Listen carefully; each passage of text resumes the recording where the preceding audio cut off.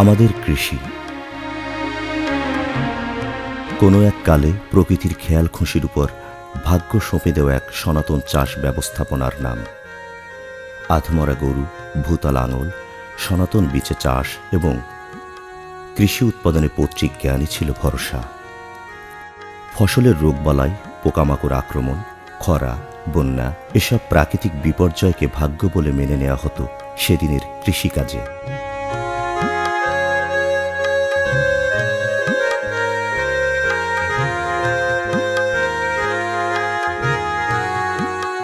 কালের পরিক্রমায় আধুনিক কৃষি প্রযুক্তি, যন্ত্রপাতি, উচ্চ ফলনশীল বীজ, রাসায়নিক সার, সেচ ব্যবস্থাপনা এবং নিবিড় পরিচর্যা কৃষিতে এনে দিয়েছে এক নতুন মাত্রা।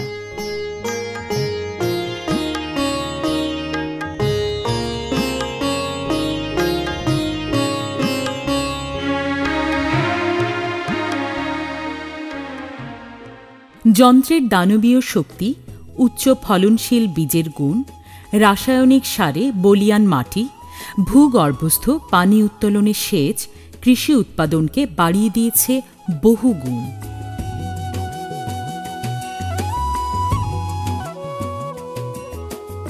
জনসংখ্যা বৃদ্ধির গতির সাথে পাল্লা দিয়ে কৃষির এ অগ্রগতি প্রয়োজন ছিল। বিশ্বব্যাপী জনসংখ্যা বৃদ্ধি আর অধিক খাদ্য উৎপাদনের প্রয়োজনীয়তাকে অবশ্যম্ভাবী করে তোলে। এ কারণে 1940-এর দশকে কৃষিতে আসে সবুজ বিপ্লব। যে করেই হোক খাদ্য উৎপাদন বাড়াতে হবে।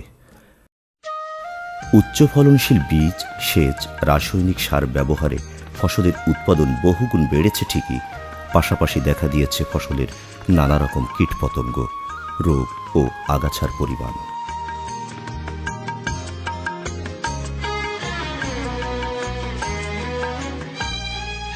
শুরু হয় বিশ্বব্যাপী ক্রমাগত বালাইনাশকের উৎপাদন ও ব্যবহার।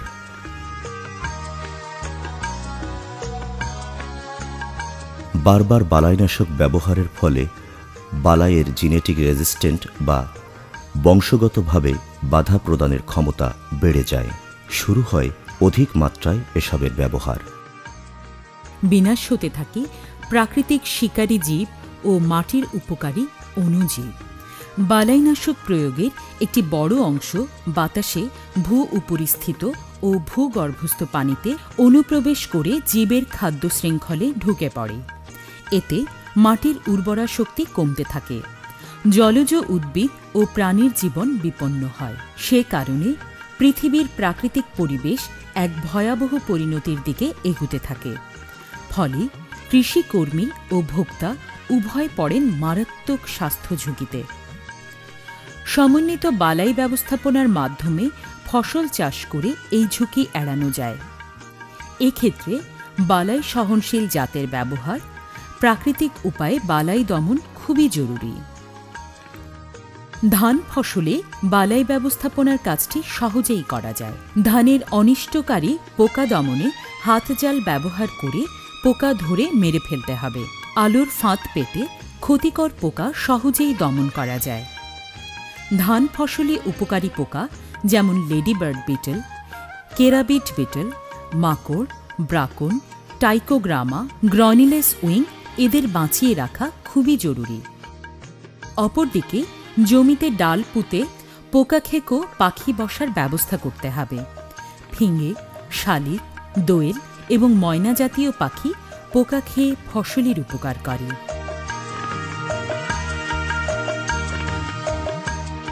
সবজি চাষে সেক্স ফেরোমন ফাঁদ, কুমড়া জাতীয় ফসলে মিষ্টি কুমড়া থেতলে বিষ্টফাঁদ তৈরি এবং ব্যবহার এখন খুবই জনপ্রিয় প্রযুক্তি।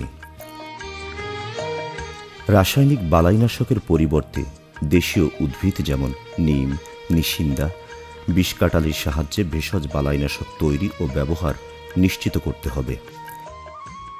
এতে ফসল ও পরিবেশ উভয়ই রক্ষা পাবে।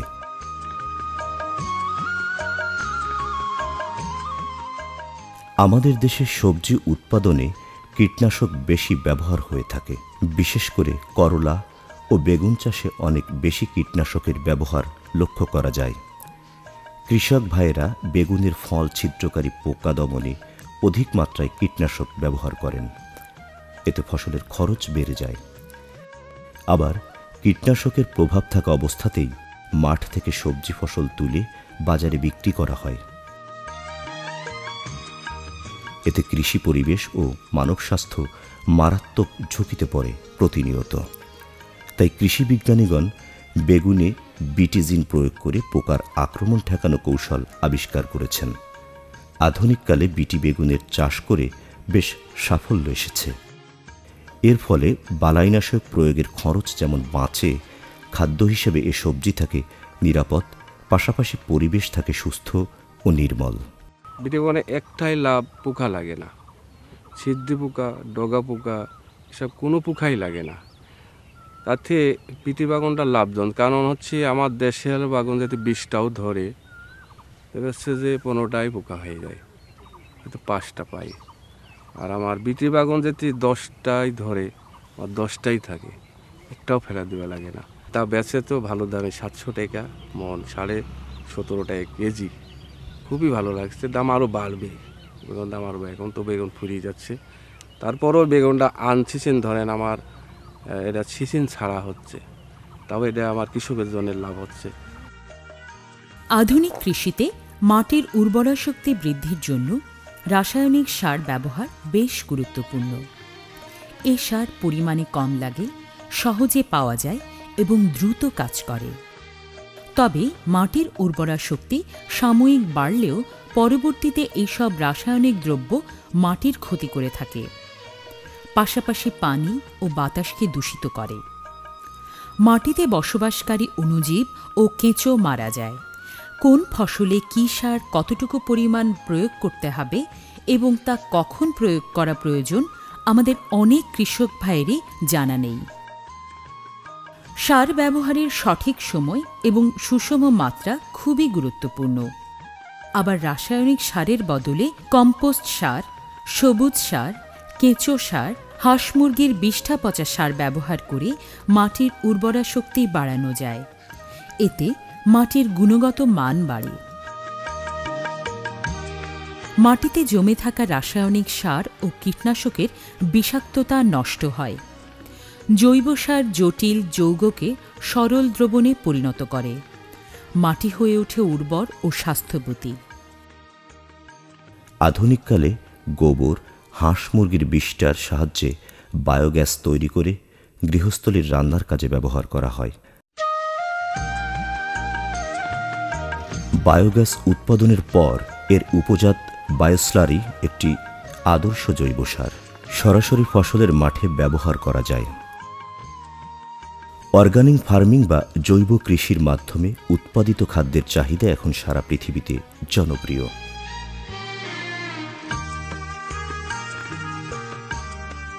রাসায়নিক সার, কীটনাশক, গ্রোথ হরমোন সহ যে কোনো রাসায়নিক উৎপাদন ব্যবহার ছাড়া জৈব সার ও জৈব কীটনাশক ব্যবহার করে পরিবেশ বান্ধব উপায়ে ফসল উৎপাদন করাই হল অর্গানিক ফার্মিং বা জৈব কৃষি। বিদেশের বাজারে রাসায়নিক সার ও কীটনাশক ব্যবহারে উৎপাদিত শাকসবজি ক্রয়ে ভোক্তা অনীহা প্রকাশ করেন।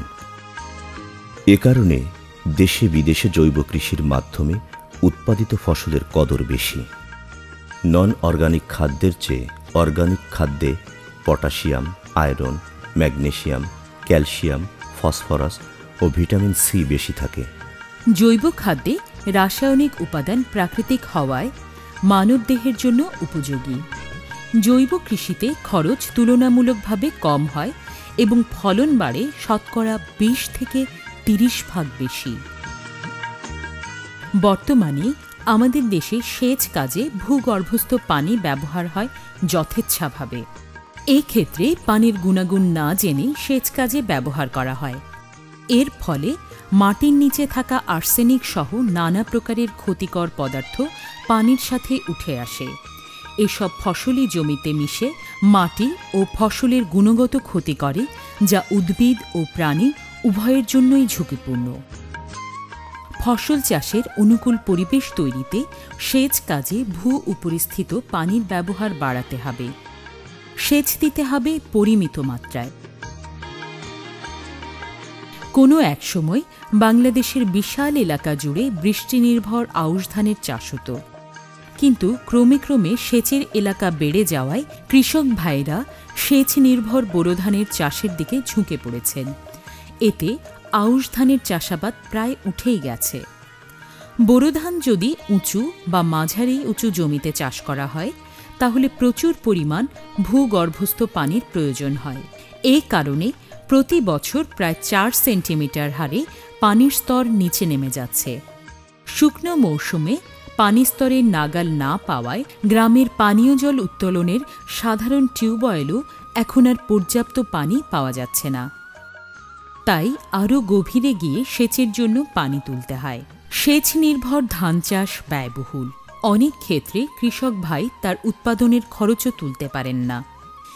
এপ্রিল মে মাসে বোরো ধান কাটার সাথে সাথে বৃষ্টির পানিকে কাজে লাগিয়ে জমি তৈরি করে যদি 15-20 দিন বয়সের স্বল্পমেয়াদী আউশ ধানের চারা রোপণ করা যায় তাহলে 70 থেকে 90 দিনের মধ্যে আউশ ধান ঘরে তোলা সম্ভব। এতে উৎপাদন খরচ কম হবে, কৃষক হবেন লাভবান। বিজ্ঞানসম্মত ও পরিকল্পিত কৃষি আমাদের নিরাপদ কৃষি কর্মকাণ্ডের নিয়ামক। আমাদের প্রধান খাদ্যশস্য ধান, কারণ আমরা ভাত খেয়ে অভ্যস্ত বলেই ধান চাষকেই কৃষক ভাইয়েরা প্রাধান্য দিয়ে থাকেন। চাষের অনুপযোগী জমিতেও অতিমাত্রায় সেচ দিয়ে ধান চাষে উৎসাহের কমতি নেই। অথচ গম, ডাল, তেলবীজ, পাট, ভুট্টা, কাউন, মিষ্টি আলু, মশলা এসবের আবাদ কমে যাচ্ছে। এসব ফসলের চাষ খরচ তুলনামূলকভাবে কম এবং ধানের চেয়ে বাজার মূল্য বেশি। ধান চাষে কৃষক ভাইয়ের যে একরোখা আগ্রহ ও সুদৃঢ় মনস্তাত্ত্বিক বিষয় তৈরি হয়েছে তা থেকে বেরিয়ে আসতে হবে। ধান চাষে অনুপযোগী জমিতে উচ্চমূল্যের ফসল চাষ করে কৃষি এবং কৃষকের নিরাপদ ভবিষ্যৎকে নিশ্চিত করতে হবে।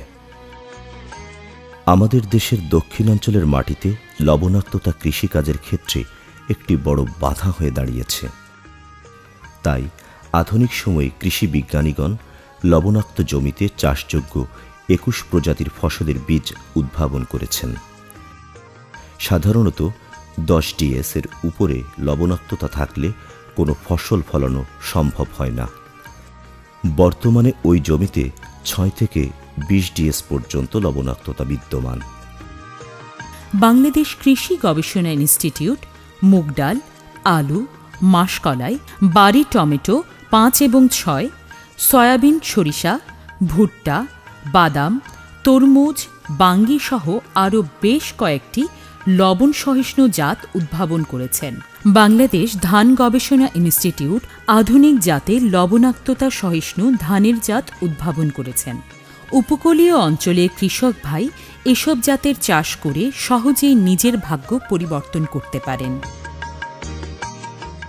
নগরায়নের ফলে কৃষি জমি নানাভাবে কমতে শুরু করেছে। সম্প্রতিকালে ইটের ভাটায় ইট তৈরির জন্য কিছু অসাধু ইটমিল মালিক কৃষককে প্রলোভন দেখিয়ে অথবা নানা রকম ফাঁদে ফেলে ফসলি জমির উপরিস্তরের মাটি কেটে নিয়ে যায়। জমির উপরিভাগের মাটি সরিয়ে নিলে জমি একেবারেই অনুর্বর হয়ে পড়ে। এটি তখন ফসল চাষের উপযুক্ত থাকে না। এই মাটির উর্বরা শক্তি ফিরে আসতে প্রায় 10-15 বছর সময় লেগে যেতে পারে। অতএব ফসলি জমিতে ইটের ভাটা তৈরি অথবা ইট বানানোর কাজে জমির উপরিভাগের মাটি ব্যবহার বন্ধ করতে হবে। কোনো একটি নির্দিষ্ট ফসল বেড়ে ওঠার জন্য পরিমিত মানের তাপমাত্রা, বৃষ্টিপাত, আর্দ্রতা ও বায়ুপ্রবাহ প্রয়োজন। এর ঘাটতি দেখা দিলে কাঙ্ক্ষিত ফলন ব্যাহত হতে পারে। এসব বিবেচনায় বহুকাল থেকে বাংলাদেশের ঋতুচক্র অনুযায়ী বিভিন্ন ফসল চাষের সময় নিরূপণ হয়ে আসছে। অথচ বর্তমান সময়ে জলবায়ু পরিবর্তনের নেতিবাচক প্রভাবের ফলে কৃষিকাজের অনেক হিসেবই পাল্টে গেছে। একটু খেয়াল করলে দেখা যায় আমাদের দেশে বৃষ্টিপাতের ধরন বদলিয়েছে। আষাঢ় শ্রাবণ মাসে তেমন বৃষ্টি হয় না, অথচ আশ্বিন কার্তিক মাসে 4-5 দিনের অঝোর বৃষ্টিতে জলাবদ্ধতা দেখা দেয়। ঋতুচক্রের এই পরিবর্তন বিনষ্ট করছে ঔষধি লতাগুল্ম, বৃক্ষরাজি, ক্রমে ক্রমে হারিয়ে যাচ্ছে পশু পাখি, জলজ উদ্ভিদ ও প্রাণীকুল। জীববৈচিত্র্যে পড়ছে বিরূপ প্রভাব। এখন উপায় ফসল চাষে আবহাওয়া ও জলবায়ুর চলমান অবস্থার সাথে খাপ খাইয়ে কৃষিকে এগিয়ে নেওয়া। বন্যা, খরা, লবণাক্ততা মোকাবেলা করতে হবে ফসলের সহনশীল উপযুক্ত জাত ব্যবহার করে। নিরাপদ কৃষি ব্যবস্থাপনা একটি সচেতন কৃষিকাজের নাম। ফসলের বীজ বপন থেকে শুরু করে সার ও সেচ ব্যবস্থাপনা, জৈব কৌশল ব্যবহারে বালাই দমন, আন্তঃপরিচর্যা জরুরি। নিরাপদ কৃষি কর্মকাণ্ডের মূল লক্ষ্য হচ্ছে ক্ষতিকর পোকামাকড় ও বালাইকে সমূলে উৎপাটন করার চেয়ে বরং এদের দ্বারা শস্যের ক্ষতি যতদূর সম্ভব কমিয়ে আনা। খেয়াল রাখা দরকার কখন কীটপতঙ্গের ক্ষতি সহনীয় মাত্রা অতিক্রম করে। সহনীয় মাত্রা অতিক্রম করলে জৈবিক দমন ব্যবস্থা হাতে নিতে হবে। ভেষজ বালাইনাশক তৈরি করে ব্যবহার করতে হবে। নিরাপদ কৃষি সুস্থ পরিবেশ ও সুস্থ জীবনের অনুষঙ্গ।